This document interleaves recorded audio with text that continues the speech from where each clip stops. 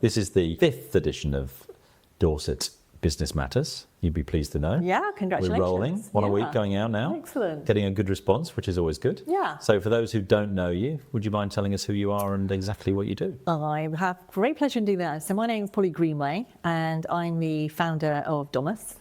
And we sell residential property and we sell holiday lets, and we also are involved in lettings as well as land and new homes. Wow. We're busy people. That's a big portfolio. It is. It keeps us busy. New builds as well? Do you get involved in that? Yeah, absolutely. Yeah, we've been in the business too many decades, Simon. This is not my 5th edition, I can tell you. And so... is this your first podcast? This is my first podcast. Wow, there you go. Absolutely, We're breaking the mold. I know. We're breaking the mold. Very And good. so, yeah, a few decades involved in pretty much every aspect of property, and I love it, you know.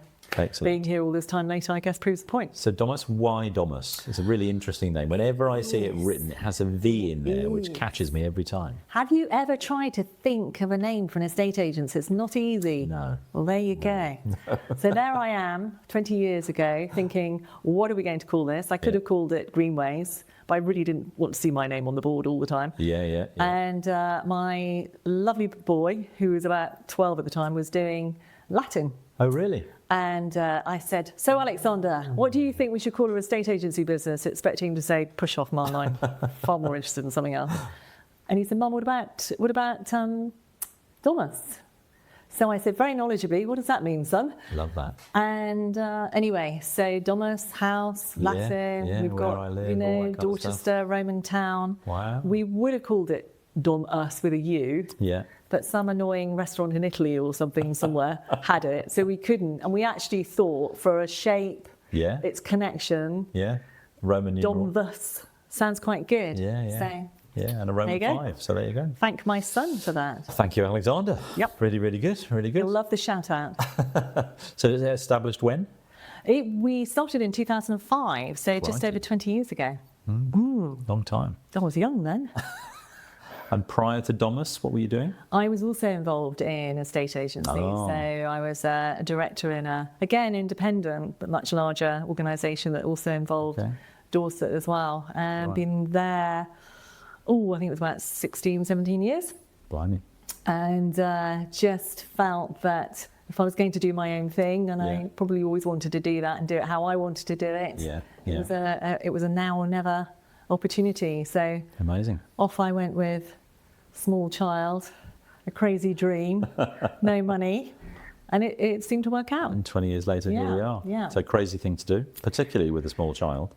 It was. I mean, any mother who works full time, bringing up children, knows the pressures. And then when you've equally been involved in a fairly established role, and you are thinking about running your own business, there's a lot of different things. My son always says it taught him to cook. And you may understand why. I think that's great. But basically, unless he fed himself, he didn't get fed. He's a brilliant cook, by the way, so you've got me to thank for that. That's terrific. That's terrific. But taught them some life skills along the way. Oh, we got plenty of life skills. There you go. So 20 years. Yes. So early years, just think about the first year. So lots of people listening to this that are thinking about going into business as well as in business. What's that first year really like? Oh, God, it's tough. It's hugely tough. Do you know, it's really silly things like IT goes wrong. I haven't got an IT department. Who do I call? Yeah. It's the backup support that you've always had that you take for granted. Yeah. It's taking decisions that you've always been able to take with the support of a team. Yeah. It is backing yourself. And it takes a certain level of either stupidity or courage. I haven't worked out quite which. But an absolute determination. You've got to totally believe in what you want to do, how you want to do it, how you want to do it differently, and how you're going to make that difference. Because that crazy passion has to take you through so many ups and downs, and the market changes. There are things outside your control that you can't allow for. So, yeah, it takes some thought. I mean, I'm completely unemployable now. Could never go back. My fellow directors might have said I was then. Absolutely, I love it. I don't think I'll ever stop loving it. But that's not to say there are times when you, particularly early doors. So how long did it take you to get your first team member on board? We went pretty quickly because when I left, I had a member of of the team then, who, to be fair, approached me about 6 months in, probably was going to make sure I didn't fall flat on my face.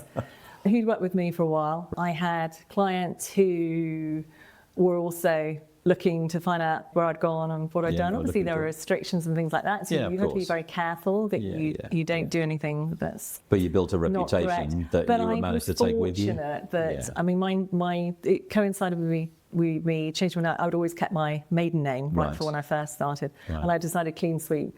That possibly wasn't the brightest thing, but then how many Pollys are there in the business? Yeah, very true. And although it's interesting how many times I get told to sit when I arrive at the front door, and you wouldn't believe how many Labradors are called Polly. But at the time, there weren't many. I didn't know that. There weren't many estate agents called Polly. So that actually helped.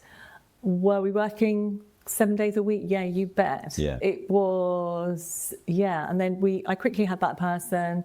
I would say by the end of the year, I had 3 people on board working with us. And we were in profit the second year, so excellent. I was pleased with that.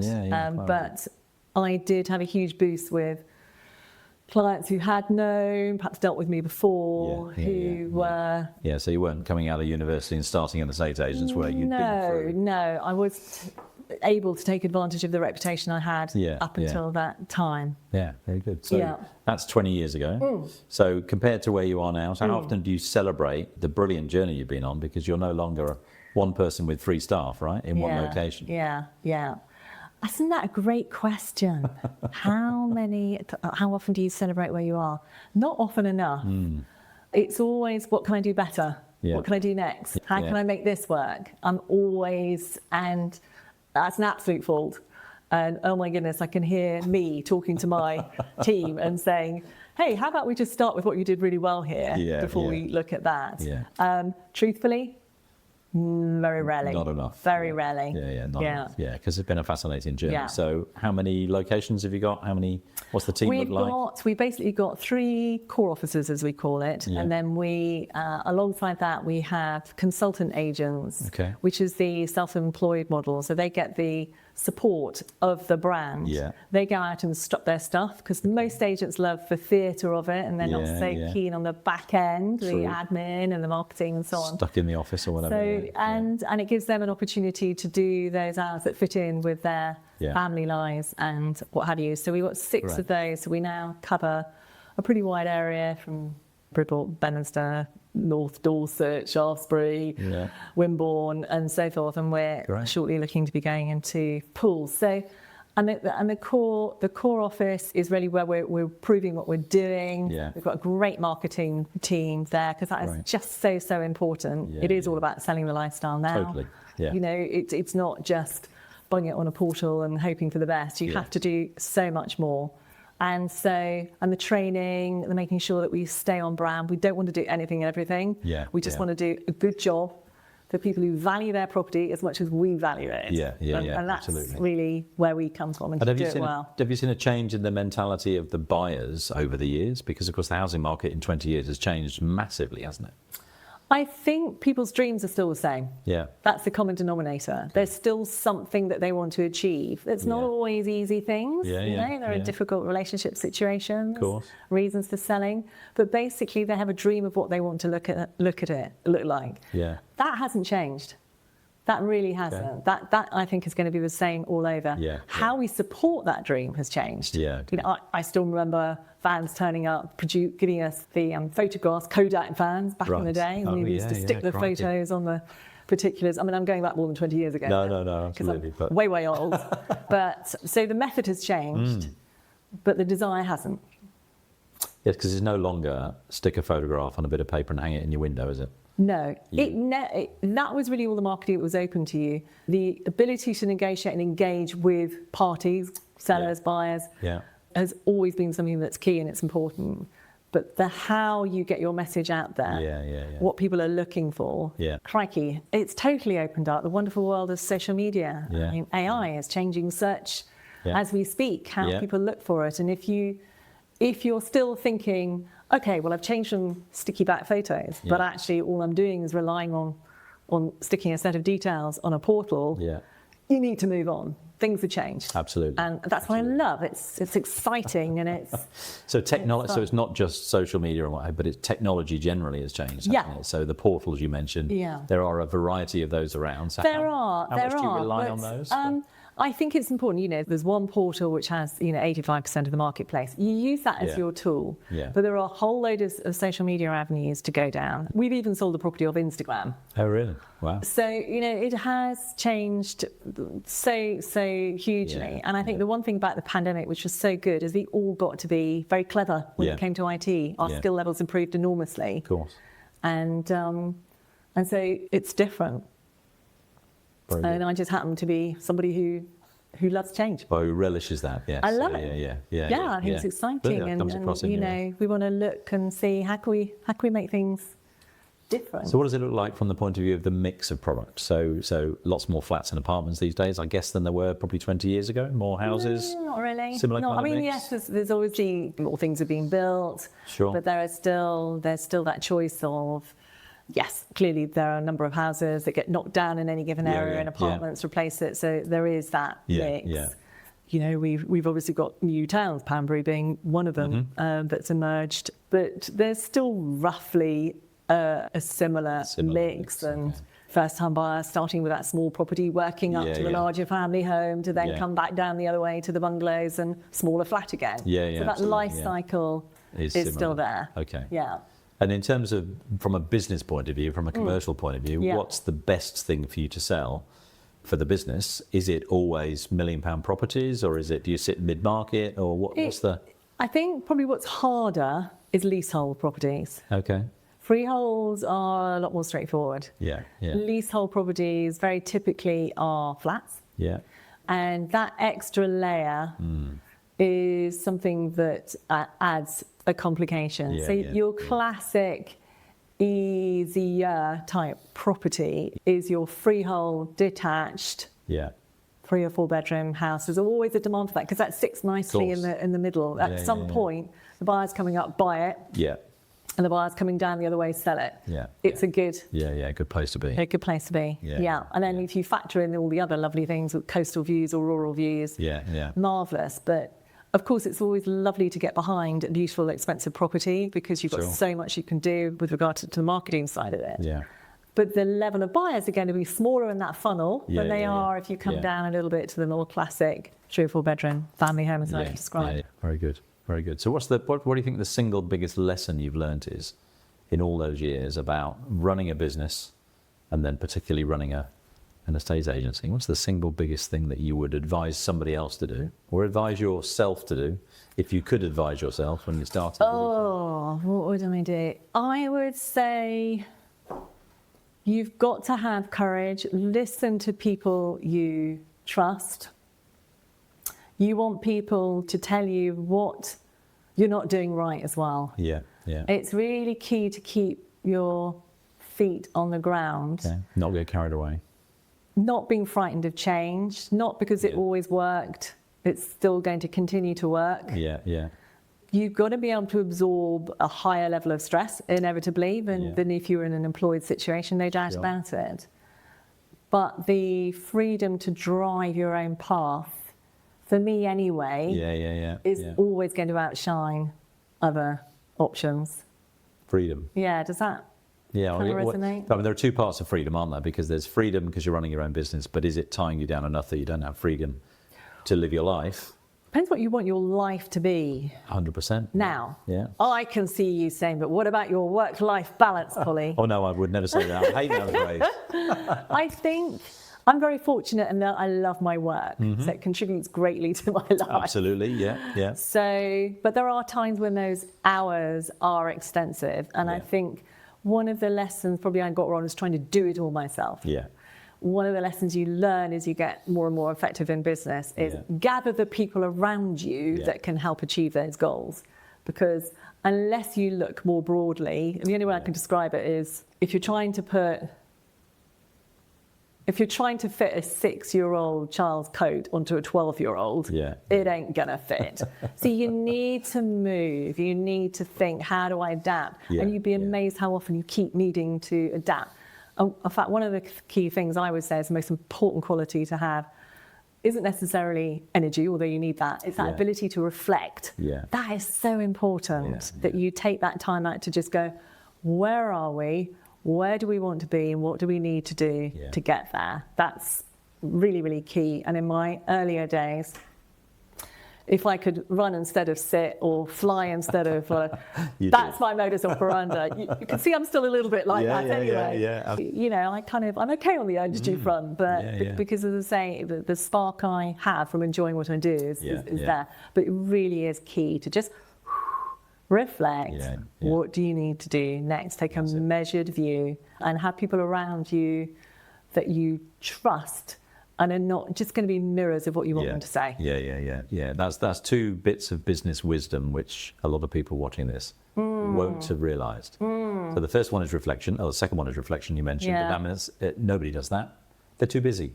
Too busy to stop and think. Critical if you want to be better than you are, of course. And the second one is build your team, and they don't have to be employed by you, but you have to have a network. So you have your bookkeeper or your accountant or your marketing person, and all of that stuff, because you don't want to be doing that, right? I mean, the times of you're not wasting time, but you're doing those salaries and you're doing those invoices, and there comes a point where you think, hang on, where's my time best valued? And that's your first sort of realization, because you try not to spend money, but when you try not to spend money, you don't have the opportunity of earning more. There you go. And that's another bit of wisdom. It is, it's fascinating.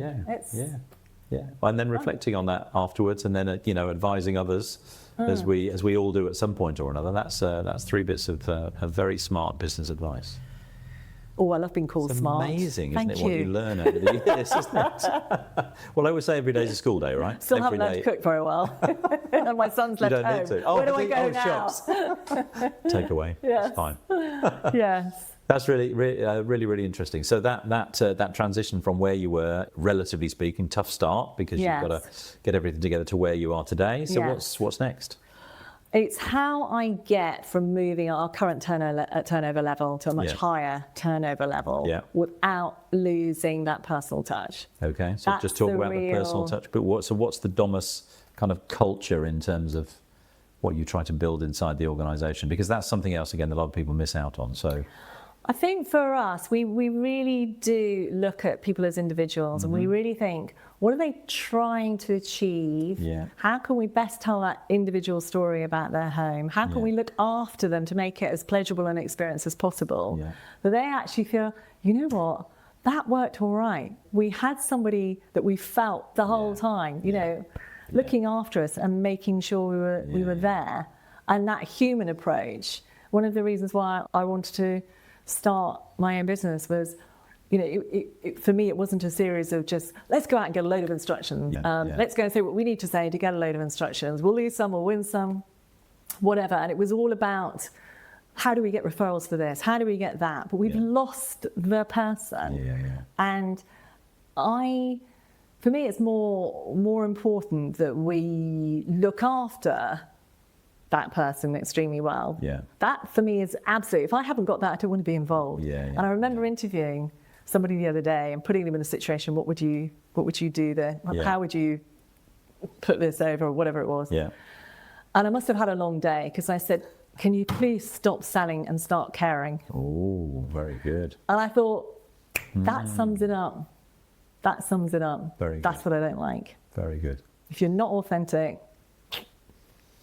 So growing the business, maintaining that culture, absolutely key. I think there's a very strong part of me that you shouldn't, to be successful doesn't mean you have to be an absolute. No, agreed.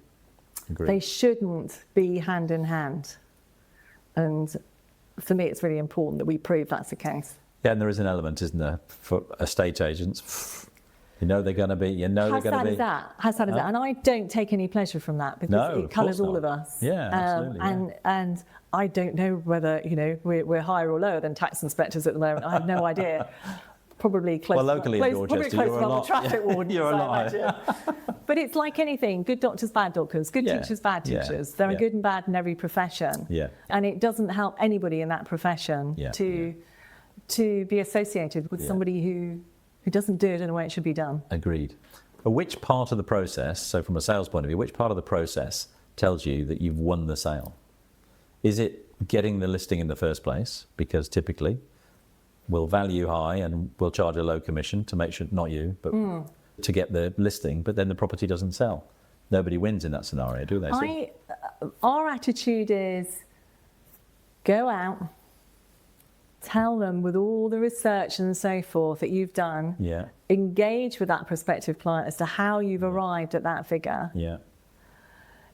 If you don't achieve that, I am more keen that you've given advice that is honest and authentic, because we're here for the long game. What happens? You think, yay, great, I've valued it at 10% over what it should be. Great, we've got the instruction. You're not the person that writes the check. You've got to go and find that person. You then got to go back and say, oh, well, I thought it was, but terribly sorry, can you reduce the price? Now, the market moves. Markets go up, markets go down. 100%. And it's not an exact science. But you should be able to give honest advice, informed advice, keep that client on the journey so that if things don't work out quite right, you've got a plan. How are you going to navigate that? It's also equally important. People always feel better selling high even if they pay high. And actually, if you're selling lower, you're buying lower generally. So often the differential is very similar. True. Education is a lot of it. And is that part of your role as the advisor? I believe so. I think you have a huge responsibility. Because it's generally a big step in someone's life, that moving. True. For good or for bad moving. Or even if it's an additional home, it's really important that they've got right advice. Agreed. And it's amazing how, we were only looking earlier today actually, the sales that we've done recently were people who came back to us because the advice they'd had was sort of this, and actually it was that. And what's so sad is when they go on at too high a figure, they often get less 6 weeks, 8 weeks later than they would have done if they'd got it the right price at the beginning. First place. Agreed. Because people think, well, if it's still on the market and nobody else wants it, why would I want it? It's a bit like searching on the portal, damage isn't it? Searching on the portal at 600. And something's on at 605 or 610, you miss it completely. So you've got to open your eyes a little bit, haven't you, to see the reality of the situation. And I think it's understandable, if you have someone who's saying, oh, I think it's worth at least this. What you make down the pub.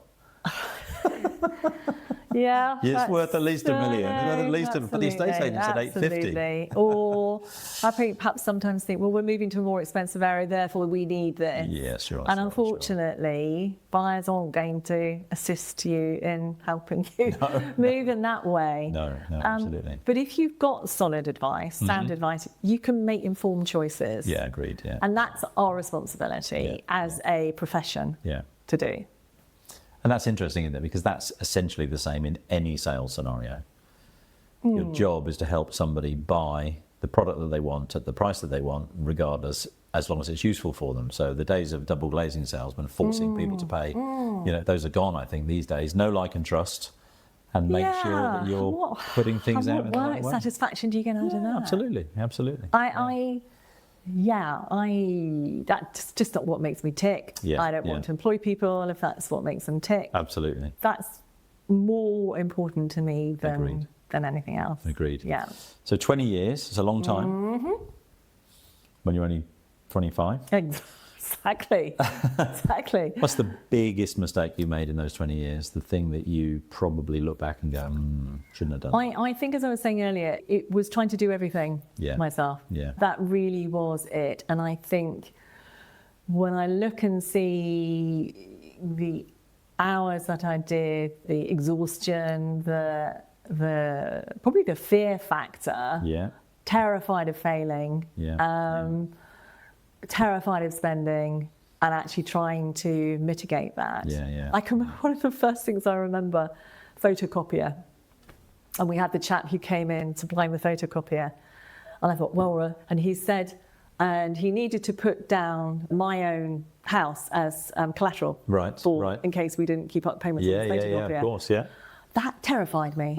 Cool. Oh my goodness, I'm a limited company. I didn't think that could happen. And that's probably one of the things. Because you've got to adjust from being employed of course you have. to being self-employed. It's a very big change. It is, isn't it? And I don't think it's an easy one. There are those people who've always been self-employed. I wasn't. So that was a big psychological change for me. So don't try and do everything yourself. Recognise when you need to draw further people in, because that's going to keep happening. Just as you get comfortable, it changes again. It does. As soon as you know you're comfortable, you're not doing something right. Yeah, absolutely. Move on. If you're not growing, you're dying, as we always say. Yeah. Okay, so back 21 years. Yes. Would you do it again? Would I do it again? Nice. I'd certainly stay in property. I've got to say the consultant agent model that we've got. Yeah. Oh, that sounds fun. That does sound fun. You get to do all the fun stuff and none of the rubbish. However, would I do that again and do it along those lines if that had been available? I do still love employing a team. I do still like working with people. Yeah. My husband could live on an island and it wouldn't matter. No. But he'd love it. I couldn't even be there. I think I love this job because I genuinely do love people. I enjoy learning about people. They fascinate me. I guess I probably would just do what I did, but just try and not worry to the same extent. Yeah. Do as I've said earlier, not try and do it yourself. And just be less fearful about failing and concentrate more on how you grow. Yeah, that's an interesting one. Yeah, probably. Or I'd have trained to be a brain surgeon or something and it would have been a lot easier. Ho ho. I was going to ask you that. If you hadn't gone into a estate agency, would you have gone into something else? Was there something I wanted to be a vet. Did you? Yeah. Wow. Of all things. And why did that not happen? Wasn't intelligent enough, I suspect. The weirdest thing, I got into, goodness knows why, selling cranes. As in cranes, not birds, cranes. Yeah. For a father's friend who needed somebody to fill in why he choose somebody. I knew nothing about prep. Right. What I had to do was open doors for people who did know the technical specifications to go on site and deal with deal with the developers, builders, whatever. And I actually found I was quite good at it. I suppose it was pretty novel. Isn't that interesting? Who is this girl who's in her early 20s? Yeah. Earth does she know about that? And I thought, do you know what? I quite like this. So you're just setting up an appointment for somebody else to come in. Yeah. It's a bit unexciting, isn't it? Hey, how about we do something really like property? So all of a sudden, my love for animals, I'm afraid, all day. Wow. Look at my house. I have a number of four-legged creatures there. You wouldn't believe it. That's where, being a vet sort of became a bit more sideline. There you go. Well, interesting. One of my best clients manufacture cranes. No. I'll have to introduce you, won't I? This was, what were they called? Link belt cranes. No, these guys are back up in Hertfordshire, so. Oh, yes. Yeah. I'm not sure I know much about them.